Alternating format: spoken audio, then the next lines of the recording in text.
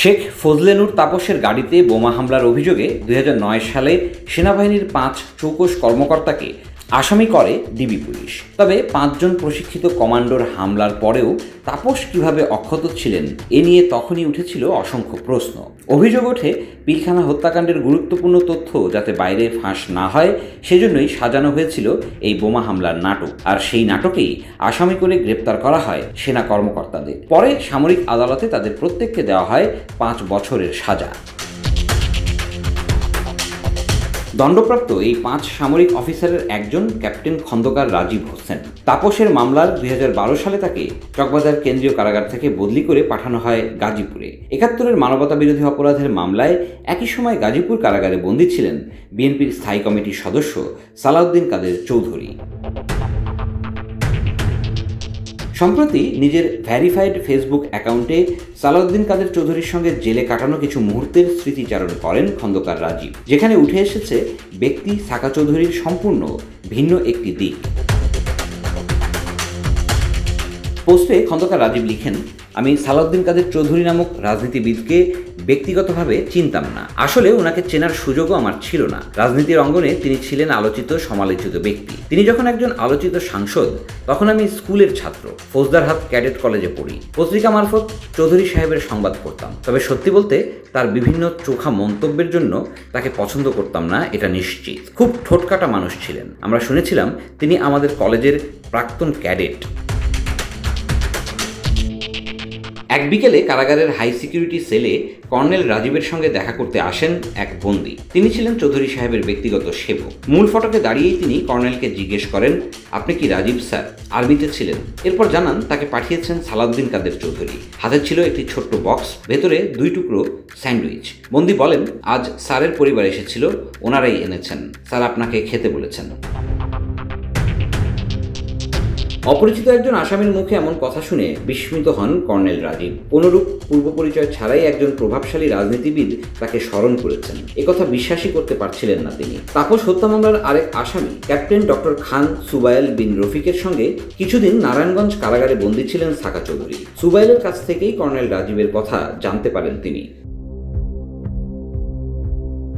এই প্রসঙ্গে কর্নেল রাজীব লেখেন, স্যান্ডউইচ দেখে জিভে পানি চলে এলো। গাজীপুর কারাগারের জেলার আমাকে পার্সোনাল ক্যাশ অ্যাকাউন্ট থেকে টাকা খরচ করে ক্যান্টিন থেকে খাবার কিনতে দিত না। কারাগারের সরকারি খাবার খেতে পারতাম না, শুকিয়ে কাঠ হয়ে গিয়েছিলাম। জীবনে সবচেয়ে দীর্ঘ সময়ে খাবার কষ্ট করেছি। এর চেয়ে বেশি কষ্ট কেবল ইন্টারোগেশন সেলে সেনাবাহিনীর ভাইয়েরা দিয়েছে। যা হোক, স্যান্ডউইচ 2টা পলকেই পেটে চালান করে দিলাম আর স্যারকে মৌখিক ধন্যবাদ পাঠালাম। একটা চিরকুট লিখে গোপনে পাঠাতে চেয়েছিলাম, কিন্তু সাহসে কুলায় না। তিনি আবার কি মনে করেন?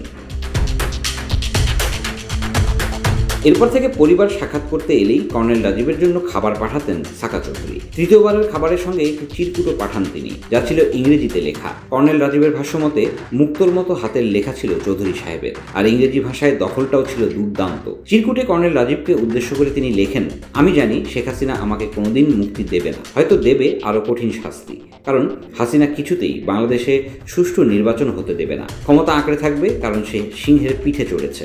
নামার মুহূর্তেই সিংহ তাকে গিলে ফেলবে। চিরকুট প্রসঙ্গে কর্নেল রাজীব লেখেন, উনার লেখাটা পড়ে আমার মন খারাপ হয়। একই সঙ্গে মনে হয় উনার মাঝে ভয় কাজ করছে না, অদ্ভুত মনের জোর। সেদিন তিনি আমাকে বঙ্গবন্ধুর অসমাপ্ত আত্মজীবনী বইটি পাঠিয়েছেন। বলেছেন এই বইতে তার বাবার কথা আছে। তার বাবার সাথে শেখ মুজিবের কী ধরনের সম্পর্ক ছিল তা বইতে পাওয়া যায়। আমি যেন পড়ে দেখি। এভাবে চৌধুরী সাহেবের সাথে 4-5টি চিরকুট আদান প্রদান হয় কর্নেল রাজীবের। তবে বিষয়টি টের পেয়ে যান কারা কর্তৃপক্ষ। এক পর্যায়ে রাজীবের কক্ষে হঠাৎ রেইড চালিয়ে সেই চিরকুটগুলো জব্দ করে জেল সুপার। এর 2 সপ্তাহ পরেই তাকে বদলি করে কাশিমপুর কারাগার 2-এ পাঠানো হয়। বদলির দিন ডিভিশন সেলের বারান্দায় সালাউদ্দিন কাদের চৌধুরীর সঙ্গে দেখা হয় কর্নেল রাজীবের। রাজীবকে দেখে তিনি হাত নেড়ে বলেন, ভালো থাকবে, মনোবল হারাবে না। ক্যাডেট কলেজে বক্সিং করেছো না? বক্সিং করার সময় প্রতিপক্ষ যখন তোমার চোয়ালে জোরে ঘুষি মারে, তখন কি করার নিয়ম? নিয়ম হচ্ছে ঘুষির গতির দিকে চোয়াল সরিয়ে নেয়া, এতে ব্যথা কম লাগে। প্রতিপক্ষ নিজেও বেসামাল হয়ে পড়ে। এখন সেই সময়, যেদিকে ঘুষি মারে সেদিকে তাল দিয়ে যাও, ভালো থাকবা। স্মৃতিচারণামূলক এই পোস্টের শেষ অংশে কর্নেল রাজীব লেখেন, আমার সাথে সালাউদ্দিন কাদের চৌধুরীর স্মৃতি এটুকুই। উনাকে 22 নভেম্বর 2015 সালে হাসিনা সরকার ফাঁসি দেয়। তারা দাবি করেছিল মামলায় সালাউদ্দিন সাহেবের বিরুদ্ধে অভিযোগ প্রমাণিত হয়েছে। তবে বিভিন্ন সময়ে তার চিরকুট থেকে একটা জিনিস পরিষ্কার মনে হয়েছে, সালাউদ্দিন সাহেবের যুদ্ধাপরাধ অভিযোগের চেয়ে বড় সমস্যা ছিল তৎকালীন প্রধানমন্ত্রী হাসিনার সাথে তার ব্যক্তিগত শত্রুতা। এটি তার মামলাকে দারুণভাবে প্রভাবিত করেছে, যেমন করেছিল বিডিআর মামলায় মিথ্যা অভিযোগে অভিযুক্ত নাসিরউদ্দিন পিন্টুর ক্ষেত্রে। Desk report, Dhaka express.